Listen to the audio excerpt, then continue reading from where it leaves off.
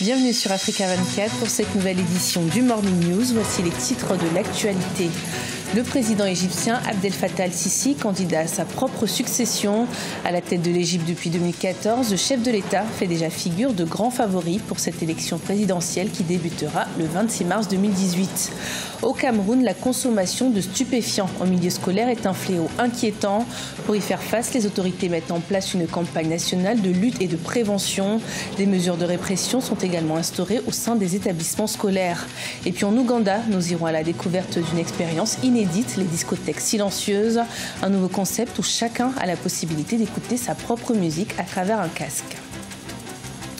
Mais tout d'abord, en République démocratique du Congo, malgré son interdiction, le comité laïque de coordination a maintenu la marche prévue à Kinshasa ce dimanche 21 janvier dans la matinée. La manifestation visait à contester le pouvoir du président Kabila et a été violemment réprimée par les forces de l'ordre puisque la MONUSCO annonce au moins 5 morts et 33 blessés. 69 personnes auraient également été arrêtées. En Égypte, le président de la République, Abdel Fattah al-Sisi, à la tête du pays depuis 2014, a annoncé au cours d'une conférence son intention de briguer un second mandat. Le chef de l'État fait déjà figure de grand favori pour cette élection qui débutera le 26 mars 2018. Les précisions d'Ashley Duprat.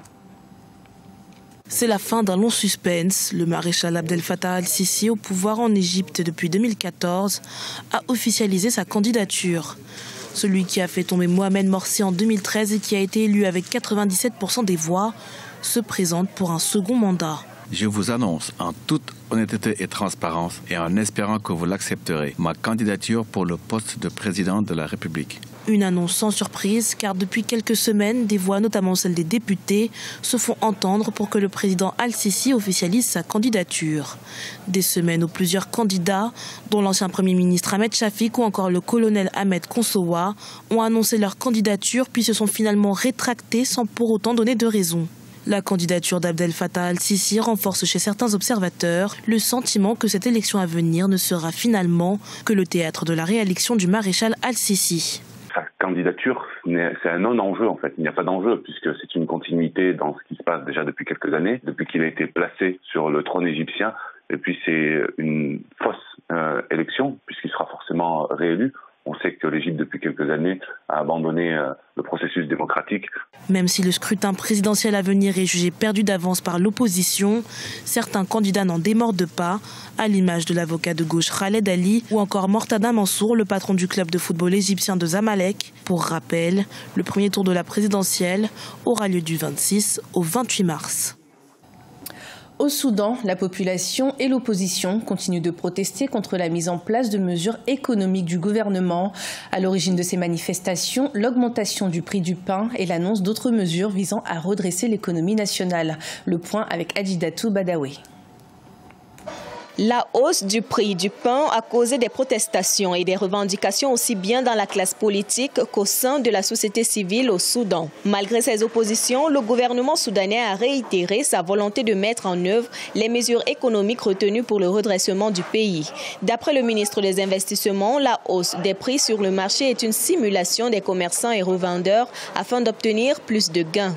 Nous ne changerons pas les politiques et les mesures en rapport avec le budget 2018. Nous ne permettrons pas à un petit nombre de commerçants de contrôler le marché en causant tous ces problèmes au peuple soudanais. La hausse des prix est causée par le courtage sur le marché et non pas en raison des mesures gouvernementales. En 2013, plus de 200 personnes ont été tuées lors des manifestations dans les villes et villages du Soudan suite à l'annonce de la fin des subventions du carburant par le président Omar el-Bashir. En décembre 2016, le gouvernement a poursuivi la levée des subventions sur le carburant. Et en 2018, il a levé la subvention du blé qui a engendré la hausse des prix du pain sur le marché. Face à ces mesures d'austérité, la quiétude sociale semble être menacée. Donc pour le Soudan, ça peut être une bonne mesure si la mesure est temporaire pour permettre au Soudan d'abord d'équilibrer son budget et entreprendre une relance économique. Mais si ça s'inscrit dans la durée, il sera difficile que cette mesure passe et cette mesure va créer un véritable mécontentement populaire. La conséquence, c'est une inflation généralisée sur l'ensemble des prix des biens de l'économie et cela va réduire le surplus de consommateurs et il est fort probable qu'on se retrouve face à un mécontentement populaire généralisé. La hausse des prix n'est jamais appréciée au sein de l'économie. En rappel, la chute des cours des matières premières sur le marché international, notamment le pétrole, a causé de nombreuses difficultés financières aux pays exportateurs de pétrole en Afrique. Et le Soudan essaye de trouver les moyens les plus appropriés pour juguler la crise économique. Au Cameroun, la consommation de stupéfiants en milieu scolaire est une véritable problématique à laquelle les autorités doivent faire face. Une campagne nationale de lutte contre la consommation de drogue sera mise en place et dans les établissements scolaires, des mesures de répression seront appliquées. Viviane Baoken. Depuis quelques années, la circulation et la consommation des stupéfiants dans les établissements scolaires a atteint la cote d'alerte. Parmi les produits utilisés, le tramol est le plus prisé, car facilement accessible. De nombreux élèves sont interpellés chaque semaine dans les milieux scolaires en possession des stupéfiants. C'est le cas de cet établissement d'enseignement technique où 25 cas de dérive ont été observés durant le premier trimestre de l'année 2018. Depuis la rentrée du premier trimestre, le lycée technique Charles Tangana est vraiment frappé à cause de ces phénomènes. Nous avons des enfants qui prennent les stupéfiants, comme le tramol. Et puis, quand ils prennent ça, ils sont tous en train de déranger dans les salles de classe, les enseignants. Ils sont en train d'escalader, ils sont en train de casser, ils sont en train de menacer même les collaborateurs, donc les surveillants généraux. Pour faire face à ce phénomène de plus en plus récurrent, l'État a mis à la disposition des établissements scolaires des mécanismes de répression. Mais nous avons pris un certain nombre de mesures avec la police de sécurisation des établissements que M. le Président a créé.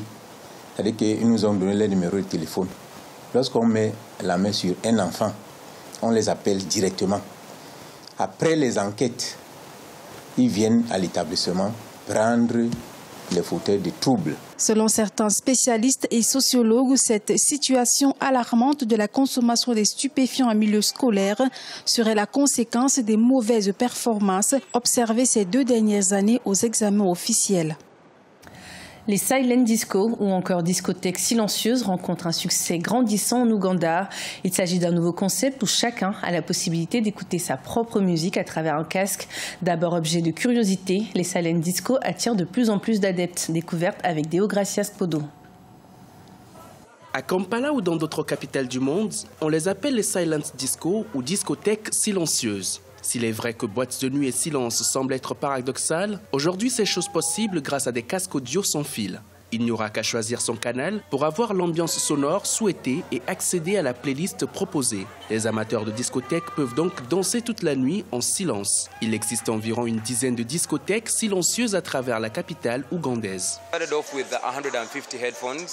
Nous avons commencé avec 150 casques, puis 500 de ce genre. Aujourd'hui, nous avons 800 casques. En fait, ce business fonctionne parce que si vous avez une certaine relation directe et personnelle avec l'origine de la musique, vous appréciez mieux. Il semble que lorsqu'une musique envahit votre cerveau, elle vous procure du plaisir. C'est ça la beauté de la discothèque silencieuse.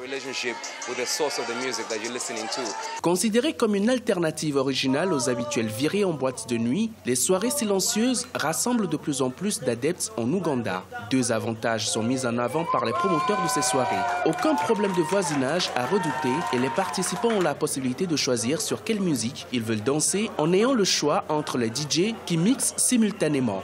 Mais certaines critiques estiment que porter un casque dans une discothèque empêche les interactions sociales entre amis. Sur ce point, les avis sont partagés. Ici, tu peux vraiment prendre le contrôle de la musique. Quand tu viens avec tes amis, tu n'arrêtes pas de leur dire « passe à ci, passe à ça ». C'est très amusant.